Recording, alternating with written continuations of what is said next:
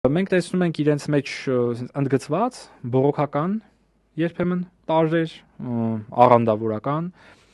ինչ որտեղ տոտալիտար աղանդի բնորոշ ինչ որ բաներ, ինչ որտեղ խարիզմատիկ աղանդների բնորոշ բաներ։ Խարիզմատիկ աղանդներում այդ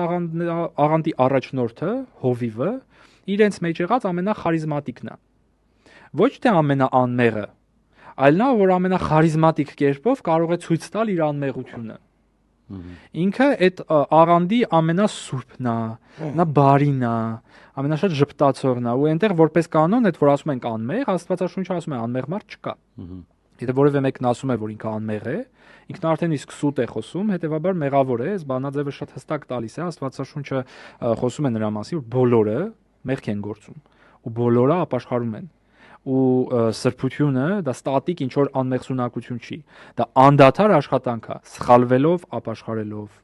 վրիպելով, սխալն ուղղելով։